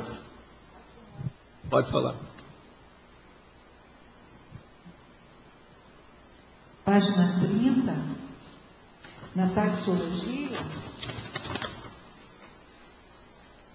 item 9. É a parapoliticologia, é a parapercepciologia. O senhor pode desenvolver isso aí, por favor? Olha, a parapoliticologia é o problema de você trabalhar com as lideranças e os processos todos que existem por aqui, sem participar demais. Você não precisa participar nem da política, não precisa ser candidato a nada, nem nada. Mas mexer com os pauzinhos através do exemplo e através da construção de alguma coisa. Então, o problema do empreendedorismo, ele ajuda demais na parapoliticologia. Agora, uma pessoa que tem a paraperceptibilidade vai ter maior capacidade de entender esse processo. Isso aqui são as condições antropológicas e expressões multidimensionais relevantes para a pesquisa e compreensão da evolução das lideranças. Então, a politicologia. A pessoa vai sempre pensar que ela não está aqui liderando as pessoas e o processo é só esse. Não. Há um passado, há um problema das pessoas até chegarem aqui, há um futuro imediato, ela vai ter vida depois disso. Então, tudo que nós estamos semeando hoje, nós vamos colher cedo ou tarde. De modo que a parapoliticologia, ela transcende a corrupção da política humana, todos esses processos de maracutaia que tem por aí, os partidos políticos, isso aí também não é o ideal, a gente sabe disso. Então, o caminho é por aí. Esses 10 itens estão dentro da politicologia, né? Todos eles. A questão Mas do poder... Esses 10 itens estão dentro do bairro da Cognópolis. Esses 10 itens estão dentro do Conselho dos 500. Sim, esses 10 itens estão dentro da democracia pura. Cada livro desse aqui está dentro. Tá ok. Muito obrigada. Professor, tendo em vista que hoje no acoplamentar apareceu a figura do José do Patrocínio, e nós estamos falando aqui em liderança, o senhor podia comentar alguma coisa? O José do Patrocínio foi um cara muito bom porque ele trabalhou contra o processo da escravatura. Existe um busto dele lá, aqui nessas, sabe, esses líderes da humanidade aí embaixo. Agora, o que eu vejo é o seguinte, ele era uma pessoa que fez muito esforço dentro da condição dele. E você sabe que ele também era preto, né? Então, esse homem era fora de série. Ele era jornalista, etc. Qual era por que o motivo da ProEx dele, ele dessomou na miséria, por exemplo? Ah, sim, mas isso aí são as contingências da vida. Mas esse cara foi grande. Todo mundo lembra bem dele. Tem muita gente a favor do Zé do Patrocínio. Entende? Agora, a gente não sabe o que é que foi depois. Esse aí eu não sei. Pode ser que ele já apareceu por aí, a gente nem sabe, né? Um desses grandões por aí. Tudo é possível. Professor, aqui na frente, na sua frente.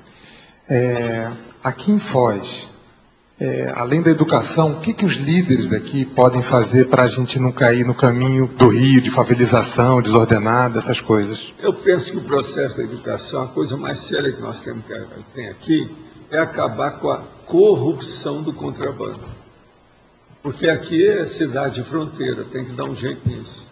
Agora, para alcançar isso, é transformar isso aqui, como a gente está fazendo força aí, falando nisso faz 15 anos, numa cidade universitária. Isso é muito importante. Aqui, por exemplo, até um certo ponto, eu sempre falava para fazer uma cidade industrial também. Aí eles viravam para mim e falavam assim, mas Valdo, aqui tem a maior indústria do Brasil, que é Itaipu. Eu falei assim, mas só isso não é pouco. Tem que criar indústrias subsidiárias, etc., dentro da área. Isso aí era importante, para dar emprego, para acabar com as favelas, aquele negócio todo. Porque as favelas foram feitas por causa da Itaipu. Tudo começou por causa disso. Entende? Então agora eles estão começando a trabalhar nesse sentido. Agora, para melhorar aí, tem gente que acha que aqui tem 3 bairros que são mais do contrabando. Esses 3 bairros têm que ser estudados. Um deles, que eu sei, é o Porto Meira. O outro é a Vida Portos. Eles acham que são. Ainda tem mais um outro aí que eles falaram. É uma pessoa que andou estudando isso tudo. Que enquanto não der jeito nesses 3 bairros, que vai haver contrabando aqui. Agora, eu acho que entra o contrabando também, uma das coisas mais sérias que tem é o próprio lago de Itaipu, que permite o translado do contrabando do Paraguai para cá. Professor Então, Valdo, isso precisava de melhorar. como é que dá jeito nesses bairros? Qual seria uma ideia? Como que a gente poderia fazer? Agora, disseram que colocaram um avião aí e que os contrabandistas bateram o avião. É avião sem piloto. Essa que foi a conversa que teve, porque saiu muito aquela conversa que estava colocando um avião, depois que morreu na hora. Muito esquisito isso. Agora, parece que o Brasil já vai comprar mais desses aviões. Eles custam caro. E vão colocar aí. Agora, com esses aviões, sabe, Tânia, gente que já estudou, que eu já andei conversando aí, eles acham que pode fazer, de fato, uma vistoria e uma crítica permanente no processo de fiscalização do contrabando. Eu acho que lá no alemão estão fazendo isso lá no Rio. Pois é, né? agora começaram a ver o que é que vai fazer. Mas aqui, ó, nós estamos precisando tanto igual lá. Pois é. Lá no alemão, parece que ao todo que mexe lá, tem umas 400 mil pessoas, né, que mexe, né, total. Nós aqui em Foz somos 250 mil. Mas se você pegar a Trifron, tem mais de 1 milhão de pessoas. Aqui precisava mais disso. Professor, e a gente, enquanto mini peça, o que cada um, mini peça, cidadão, eu estou aqui há 15 anos falando dessas coisas. Podem fazer, aqui, ó, pois é. Faz 15 anos que eu estou aqui falando essas coisas. Ah, a gente já tem 15 anos. Já falei em hotel, já falei com o povo do governo, já falei em eventos de tudo quanto é tipo aqui. Outra coisa, já melhorou demais. 60 mil pessoas caíram fora e foram para, a maioria, segundo o que eles falam, foram para outro lugar. Que vocês sabem onde é, né? Que eles passaram o contrabando para lá. E outra coisa, a turma daqui está feliz da vida. Por quê? Diminuiu a população e não diminuiu o número de vereadores, o dinheiro que eles recebem, essa coisa toda. Então eles têm que governar com menos gente, estão felizes da vida. Hoje eu pensei que todo mundo fosse achar ruim porque a população caiu, não. A reação foi o contrário, gostaram demais. Eu tenho notícia de gente lá de dentro que me falou tudo. Hoje o Budel estava falando sobre isso, né? 200 e poucas, Eu não vi, eu vi na televisão. Pois então, e como fazer, quer dizer, não, é uma beleza isso. Aqui, eu acho isso positivo também. Esse povo tem ido embora. Você vai ficar com esse monte de contrabandista aqui? Se dá um jeito. O nome disso é Laranjinha, tem um monte de nome. Agora, eles foram para Guaíra, parece. A maioria desses 60 mil, a população foi para lá. Deve ter feito uma invasão agora de Guaíra. Tudo é problema de carregar saco. É aquele negócio.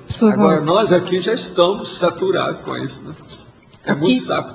Aqui no B, nessa mesma questão da Tânia, que o senhor falou, em vez de criar indústrias, né, não seria melhor a gente trabalhar mais com a vocação turística de Foz do Iguaçu? Já estão, mas essa já vamos dizer, a vocação natural daqui.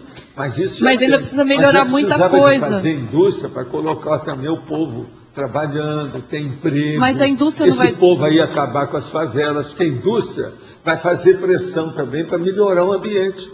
Sempre melhora muito, não é assim? Mas a indústria não traz poluição, resíduos? Ah, poluição. Isso aí é secundário para nós aqui. Fazer poluição aqui é das coisas mais difíceis que tem com o Parque Nacional. Eles não vão... Uma das coisas mais vistas que tem aqui é a antipoluição. Outra coisa, se não fizer aqui, vai tudo para fora. Santa Terezinha está cheia de... Quantas indústrias tem lá atualmente? Você sabe? Fala aí para nós. Ela é de lá, ó. Eu já estive lá na indústria deles. Eu sei como é que é. Santa Terezinha. Até agora, até Moinhos e Itaipu, que era daqui de Foz, está indo para lá. Está abrindo outra indústria de telha. Então tem várias indústrias se abrindo lá. O Parque Industrial hoje está... Indústria de telha. Presta atenção. É que a gente vê o Parque Industrial hoje se expandiu muito. De quando o senhor foi para lá, quando você foi para hoje... Eu falei que isso ia acontecer, sim, porque não estava havendo subvenção adequada para fazer o Parque Industrial aqui. E outra coisa, quando você falava, o povo falava assim, mas Valdo, a maior indústria de Foz, é a maior cidade industrial que tem aqui, é que recebe mais subsídios por causa de Itaipu. É uma droga. Agora, então, por isso que eu sempre falei, precisa de fazer, sim, indústria aqui. É uma opção de coisa que precisa de fazer aqui. Com isso, ia melhorar. Por exemplo, o próprio Paraguai tem um monte de indústria que eles andaram fazendo, de comércio, com a opção de coisa lá, mais do que aqui. Aqui pertinho. Entendi. Os chineses, uma vez, vieram as dezenas para ir. Montar todas as fábricas deles aí. É que a gente vê muitos empresários reclamando que essa parte do turismo, ele não está sendo investido. Então, quer dizer... Não, eles estão fazendo força. É que o povo aqui não tem muita noção do processo de turismo, né? Por exemplo, a turma divide ver o que é a cidade de Natal no Rio Grande do Norte. Sim. Eles têm muito mais ideia de turismo do que a turma de Foz. Porque lá é Natal. Quando chega no Natal, eles têm tudo. Você viu que lá tem até dromedário para a pessoa andar na praia. Veja, nem o Rio nunca pensou nisso. Eu sempre falei que Natal tem gente super inteligente lá. Para mim, é o processo, a influência do Equador. Alguma coisa que teve. E outra coisa, a dona que está lá na Rosa dos Ventos, ela encaminha, né, os ventos. Deve ser isso. Entendi. Mas veja, dromedário carregando os outros na praia. Natal. Eu vi na televisão. Você viu, né? Tá vendo? Outra coisa, é impressionante as festas do Natal que eles fizeram lá em Natal, esse ano. Impressionante. São 411 anos de aniversário da cidade, não é isso? Lá é mais antigo que aqui é mais novo. Então precisava trabalhar. Eu sou a favor do turismo, da educação, da saúde. O prefeito aí tem trabalhado muito em educação e saúde. E o processo da indústria, nós precisamos disso. Isso aqui é uma coisa necessária, mas, sobretudo, é necessário fazer uma fiscalização mais adequada. Há corrupção ainda, tudo quanto é lado aqui. Então, o contrabando ainda existe também por todo lado. E nós somos trifront, são 3 fronteiras. Você sabe, uma fronteira só já é muito, 3. Paciência. Professor, e o mais estranho é que lá no Parque Industrial, a grande maioria dos empresários são de Foz do Iguaçu. Eu sei. Então tem uma indústria de cadeira escolar. Vocês, vocês são só um exemplo. Sim. Eu conheço dezenas. Todo mundo foi para lá. Eu sei disso. E outra coisa, o prefeito lá facilitou tudo. Aqui não houve nada disso. Deu incentivo, tudo quanto é jeito. Agora, ver Santa Terezinha é pequenininho em relação com aqui, não pode nem comparar. 1.000 habitantes. 20 mil habitantes aqui. São mais de 50 indústrias hoje. Tem 250 mil. Presta atenção, são 10 vezes, 12 vezes mais. Hoje deve ter no mínimo umas 50 empresas grandes. Quantos minutos você demora daqui lá de carro? Uns 20 minutos, 25 minutos. Você está em Santa Terezinha. Então é como se fosse um bairro de Foz.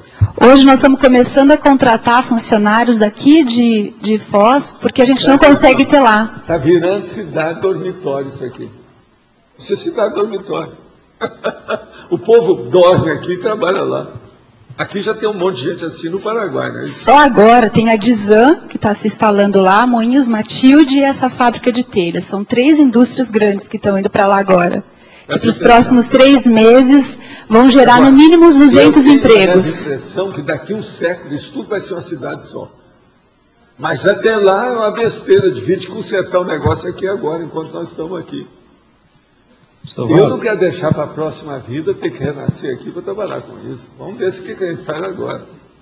Atualmente está na moda debater as questões sobre desenvolvimento sustentável. Sim, desenvolvimento sustentável é o assunto do momento. Já faz uma década, mas agora está intenso. Qualquer coisa que você for falar, fala em desenvolvimento sustentável, você está na ponta. Em qualquer setor da vida humana, em qualquer revista, jornal ou mídia que for falar, fala em desenvolvimento sustentável. Está na moda. É o assunto que você mais vê em tudo quanto é manchete, tudo quanto é lado. O que falta para essas pessoas estudarem temas sobre reorganizações extrafísicas? Estariam propensos a fazer o curso intermissivo? Não, estudo ainda. Você não adianta falar em desenvolvimento sustentável com reurbanização, ainda está muito longe, né? O gap ainda é muito grande. Tem muita coisa para ser feita ainda. Sr. Valdo? Sim. Aqui no D. Aqui, ó. Lá no município vizinho a Natal, estão construindo um dos maiores aeroportos da América Latina. Então, todos os voos que vão vir da Europa e da América do Norte vão entrar pelo Brasil por lá, quando estiver construído. O fluxo vai ser muito grande de pessoas lá. Afinal de contas, lá é o Rio Grande do Norte. Tem que ser, né? Muito bom isso aí. Professor. Quer falar? Não, pai. Aqui em Fatologia, na 6ª linha, o senhor menciona a maturidade da liderança grupo kármica. Fatologia, 6ª linha, a maturidade da liderança grupo kármica. Como é que se alcança essa maturidade? A maturidade da liderança policármica? Não, grupo kármica. Onde é que está isso? Fatologia, 6ª linha. A maturidade da liderança grupo kármica. Sim. Como é que se alcança essa maturidade? O problema todo aqui é o seguinte. Por exemplo, é necessário que o líder tenha maturidade. Agora, na questão nossa, do grupo evolutivo, essa maturidade tem que ter um processo multidimensional, um problema parapsíquico, alguma coisa que a pessoa vê, o holossoma das pessoas, e não vê apenas o corpo. Então, a maturidade da liderança grupo kármica, ela tem que se assentar numa visão cosmovisiológica. Se a pessoa não tem essa visão, o processo da liderança é problemático. Então, por exemplo, as ICs, a Instituição Conscienciocêntrica, ela tem que ter um processo de entrosamento das pessoas de um ponto de vista energético, antes de tudo, se ela quiser se sustentar, se manter adequadamente. Porque se não tiver isso, vai haver falha e o negócio implode. Não dá certo. Então, essa liderança grupo kármica, é necessário que a pessoa saiba a lei de causa e efeito, de ação e reação. O que é o ego karma? O que é o grupo karma? O que é o polikarma? O que é que tem que fazer em matéria de interassistencialidade? Isso é que tem. Por exemplo, o meu processo. Querendo ou não, vocês são obrigados a reconhecer que eu sou um líder grupo kármico. Querendo ou não. O que a gente já fez até agora, pela minha verbação, eu já posso afirmar esse processo e assinar embaixo. Mas veja, eu sou muito fraco, né? Eu fico olhando, por exemplo, as coisas que eu já fiz até agora, e fico olhando, se fosse o transmentor, teria feito muito melhor, eu não fiz nada, não tem valor nenhum. Agora, outra coisa, o que me ajudou foram muitos de vocês. Isso a gente não pode desprezar. Então, uma coisa das mais sérias da maturidade, viu, Cris, que eu acho, é aquele líder, ou aquela pessoa que governa, ou que comanda, o diretor, o presidente, aquele que está chefiando algum setor, ele dá valor para os vários elementos e os perfis desses elementos, dos seus departamentos, seções e funções. Então, o fluxograma disso, eu considero das coisas mais sérias para a maturidade da cabeça de quem está liderando. Ela dá valor para aqueles membros, os filiados, os que trabalham, os participantes. No nosso caso, são os voluntários. Então, o voluntariado, para mim, é a maturidade básica nossa. Segundo, isso eu estou falando agora, os princípios. O princípio da descrença é outro da maturidade, muito sério. Terceiro, a cosmoética. A cosmoética, no caso, que é o código grupal de cosmoética. E por aí vai. Nós temos que caminhar por aí. Um quarto seria o parapsiquismo, o domínio do EV. Agora, o quinto, que é a parte de muito séria, que eu ponho isso em cogitação em primeiro plano, é a TENEPS. Se não fosse a TENEPS, a maioria do que eu fiz até agora não teria feito. Eu não teria dado conta. Não é dinheiro, não é ideia, não é inspiração boa. A TENEPS que me ajudou muito. Porque com a TENEPS você vai afastando os mega-sediadores, que são os tropeços invisíveis dos bastidores, que atrapalham todo mundo a funcionar direito. Principalmente se você quer acertar. Nessa questão, a liderança grupo kármica é um processo de acerto. Então, tem que acertar as pessoas para melhorar as interprisões grupo kármicas.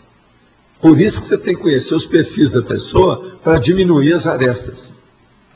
Então, dirigir o grupo karma é simplificar as arestas. Dá um jeito. E não adianta pôr algodão do jeito que eles falam lá em Brasília, não.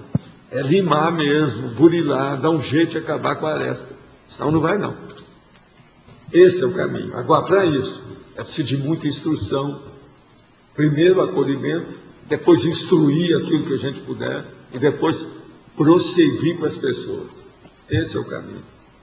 Que é o follow-up, né, como eu chamo. Agora, veja, observe a minha vida, que você vai ver que é assim. Desde a primeira IC, que foi o Instituto, até a gente chegar hoje, que tem 18. Observa bem as coisas. Hoje, com a Cognovos, as coisas que nós fizemos. Você sabe que durante muito tempo o povo reclamava de mim. Valdo, nós precisamos ter uma sede, tem que ter as coisas só nossa. Vamos dar um jeito. Eu falei assim, nós vamos chegar lá com calma. Mas primeiro eu tinha que levedar a massa para fazer mais, melhorar o registro, o cadastro do povo. Senão não adiantava nada. Você construir uma casa que não vai ninguém, o que é que adiantar isso? Então o processo foi isso. Foi aí que eu comecei a fazer viagem, falar fora, mexer fora, trabalhar com as coisas, para arranjar perfis diferentes. Porque o problema todo nosso é arranjar perfil diferente. Hoje vocês não podem reclamar disso. O que nós temos aqui, nessas 600 pessoas da Cognovos que vieram para cá, tem gente de tudo quanto é nível e calibre. Profissionais de mão cheia em várias áreas. Isso é que era a coisa mais séria. Agora, sim, se a gente considerar um grupo em que a unanimidade das pessoas, quer dizer, todos os integrantes desse grupo são tenepsistas, tá? Mas a gente observa ainda um baixo nível de maturidade a nível de entrosamento grupal. Que técnicas ou que atividades eu proporia para dar uma... essas coisas que têm dado certo até agora. Não tem outro jeito. A primeira coisa, por exemplo, você está acompanhando isso desde o início. Você acompanhou as coisas desde as primeiras ICs, a situação toda. Então, é ver a razão social disso, o que tem ali dentro, o fluxograma, o cronograma, você está entendendo? Todo o organograma dessa história ali dentro. Para que o povo chegando aqui vai ter o proexograma, tenepsograma, invexograma, aí vai mudar tudo, que é o processo da evolução. É que você mencionou a questão de simplificar as arestas, né? O problema é sempre esse. Se observa bem, eu sou calado a respeito das coisas, eu às vezes fico só esperando quem é que vai me procurar, para ver com calma, mas a hora que as coisas começam a acontecer, eu desencadeio uma opção de coisa. Teve um amigo meu que chegou aqui, estava me observando já há uns 2, 3 anos. Depois da pregação, ele falou assim, agora eu descobri o que você é. Uma das coisas mais sérias na sua vida é que você é empreendedor. Você é um gestor, antes de mais nada, você é bidu. Agora que você descobriu, a base de tudo é a gestação. É porque assim, eu observo que uma das coisas... Agora, é a gestão, junto com a gestação. Então seria um trabalho mais conjunto dos integrantes desse grupo, a gente pode colocar Escuta, assim? olha o caso que o nosso amigo, o Bastil, a hora que foi lá no Rio, falou para mim. Depois de passar alguns meses, eu estava quase chorando. A hora que ele viu a realidade nossa do Instituto. Eu disse, agora que eu estou compreendendo. Você é o presidente aqui, mas é o último que a gente vê. Não precisa de você, tudo funciona sem você. Eu não soube fazer isso. devido ao processo do orientalismo dele, é tudo na base do guru. O guru é que manda. Eu não. Eu desguruzei essa história toda. Acabei com essa besteirada toda do personalismo da pessoa. Então, cada um tem a sua gestão, aquilo que faz, e responde por isso. A hora que ele chegou lá, ele falou assim, bom, mas todas as minhas empresas, os casos, todo que eu fiz, eu falei assim, há 30 anos eu te falei sobre isso, que você devia estudar Conscienciologia, e foi mesmo. Só 30 anos depois que ele chegou. Aí ele viu que o processo da descentralização a partir da pessoa, do CEO, quer dizer, do líder, isso é que é a coisa mais séria. E é mais ou menos o que nós fazemos. Você pensa bem, a maioria das coisas aqui, a rigor, eu não tenho mando em nada. Presta atenção. No entanto, você acaba mandando. Eu não tenho gestão séria declarada na minha testa, não está escrito nada, eu não tenho divisa aqui, eu não tenho condecoração aqui, eu nem mostro o negócio da polícia para vocês. Eu não tenho nada disso. No entanto, a minha presença funciona. Como é que é isso? Isso, então, que é o processo purificário. Agora, ó, eu devo muito disso também, não posso esquecer, ao enumerador. Ele me ajuda muito nessa história. Porque com ele a gente pode prevenir a profilaxia, a prevenção, a higiene da história. Cada inspiração que ele tem de ver aquilo. E outra coisa que me ajudou demais, além do enumerador, é o meu processo de registrar. Eu sou um cara que não tem preguiça de escrever. Eu escrevo 500 vezes a mesma coisa. Parece até que eu estou com aquele castigo da professora. Tem que escrever. Eu devo fechar a porta sem bater. Eu devo fechar 6.000 vezes. Eu sou capaz de fazer isso com a coisa mais natural. Não fico desesperado. Então, isso também ajuda demais. O povo fala que eu tenho paciência, mas não é. A paciência das mais sérias que tem são esses pequenos detalhes. Um deles é o registro. Por isso que eu tenho registro em 23 armários. Entende? Isso tudo é muito sério. A gente não pode desprezar esse processo. Então, você entendeu, né? Mais ou menos a liderança, grupo kármico, o que eu acho disso. Agora, veja, eu não me considero líder de nada. Veja bem, parte desse princípio também. O meu problema é grupal. É o povo que resolve. Vocês olham como é que é. O povo chega atrás de mim e quer que eu decida as coisas. Eu não decido nem se a pessoa deve começar para o Oeste ou vir para a Foz. É ela que tem que saber. Então eu coloco tudo na base em vida de homem e mulher, não se mete a colher. A mesma coisa eu faço com a maior parte das pessoas. Agora, quando não tem outro jeito, que eles vão me encantoando, eu falo assim, se fosse comigo, eu faria isso, mas pondera bem, no seu caso, como é que fica? Vocês olham bem como é que é. Agora, conforme a pessoa, a gente fala do jeito que eu falei para você, lá no Carimã. A gente abre o jogo, porque aí vem um amparador seu, que conversa com o meu, e fala, ó, de riça madeira, eu. Então, os nossos comerciais, por favor. Obrigado. As pontuações de hoje, 128 assinaturas no livro de presença, 18 perguntas presenciais, 17 perguntas online, 47 votos presenciais e 4 votos online. Os recados de hoje, a Neida sobre o pai da reaprendência, a Patrícia e a Carla sobre qualificação do CP2, Rosa sobre o programa Verbetografia, o Amin sobre o acoplamentário e o Marcos sobre o Cineclube. Boa tarde a todos. Estamos aqui para convidá-los a participar da segunda edição do ciclo essencial do Programa de Aceleração da Erudição, nós chamamos de PAI, que é promovido pela Reaprendência.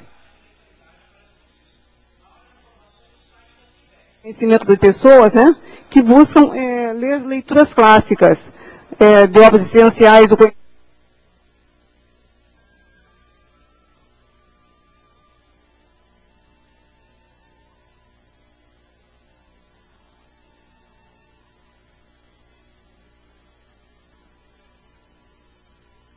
Esse curso terá 21 aulas, sendo 4 aulas de apoio e 17 aulas de debate. É um curso que pode ser assistido online e também em aulas presenciais. Para maiores informações, podem buscar contato pelo site da Reaprendência, né? Ou pelo e-mail contato@reaprendência.org. Ou ainda na recepção do CAEC pelo telefone 45 3525 2652. Estão todos convidados. Boa tarde a todos. Eu e Carla Juliane estamos aqui para convidar as equipes de ECP2, os consciencioterapeutas e a equipe de campo do Acoplamentárium para a 4ª qualificação das equipes de ECP2. Todos sabem que a equipe intrafísica do ECP2 tem um papel fundamental na realização desse curso. O sinergismo, o profissionalismo é que vão passar a segurança para que as equipes de amparadores possam aumentar a complexidade dos casos, dos atendimentos nestes campos. Então é muito importante que estas equipes possam se profissionalizar, possam estar disponíveis para aumentar a capacidade de epicentrismo, de desassédio, através do ECP2 para as equipes e desta qualificação. A data vai ser de 5 a 9 agora de janeiro. Os 3 primeiros dias é o curso de campo e os 2 últimos dias são as dinâmicas. Eu queria lembrar que esse convite também se estende aos coordenadores dos centros educacionais e aos voluntários do curso de campus da OIC. Obrigada. Boa tarde. É para convidar vocês para o programa Verbetografia. Esse programa tem o objetivo de ajudar, facilitar, propor um holopensene favorável à escrita do verbete para ser encaminhado para a enciclopédia da Conscienciologia. O pré-requisito é só ter vontade de escrever e de pesquisar. O modelo do programa vai ser um modelo intensivo, a gente está convidando para esse modelo intensivo, semipresencial. Por que semipresencial? Porque a gente precisa de 3 encontros virtuais, no dia 29 de janeiro, dia 2 e 4 de fevereiro, para preparar o título, uma pré-definição, uma ideia do que é o verbete, para, nos dias 9 de fevereiro até 13 de fevereiro, que é a maior parte do curso, que é presencial, para a gente já poder deslanchar logo o verbete nesses dias. Tá bom? Então, com isso, a gente pede para que todos façam as inscrições até dia 20 de janeiro, para a gente ter um contato anterior aí com vocês. Obrigada. Boa tarde a todos. Nós vamos ter um acoplamentário se iniciando na próxima segunda-feira, dia 27. Vai até quarta-feira, dia 29. Esse acoplamentário vai ser uma continuação dos eventos sobre TENEPS. O tema dele vai ser TENEPS. Os EPICONs vão ser os professores Leonardo Firmato e Adriana Lopes. Nós ainda temos vagas, quem tiver interesse é só procurar a recepção do CAEC. Tá, obrigado. Então, gente, boa tarde. Eu estou aqui de novo para anunciar pelo Discernimento um cineclube. A sessão de amanhã, domingo, com o filme Fernão Capelo Gaivota, tá? Às 8h30 da noite, como sempre. Às 8h30, 20h30. Tá? Então, gente, é um filme, é uma história. Na verdade, o livro é mais famoso que o filme, né? O filme foi feito a partir do livro, a encenação do livro. Temáticas envolvidas: evoluciologia, extrapolacionismo consciencial, invexologia, proexologia, entre outras aí, tá? Quem quiser mais dados, assistir ao trailer, é só entrar no nosso site, no blog, né? www.discernimento.org/cineclube, tá? Eu até fiz uma brincadeira, vocês vão receber o e-mail, né? Essa vai ser a última sessão do ano e antes do recesso. Vai ter um recesso em janeiro. Depois não vão dizer que ficou chupando o dedo em Melim assistindo ao Fantástico, tá? Porque janeiro não vai ter, só volta em fevereiro. Obrigado.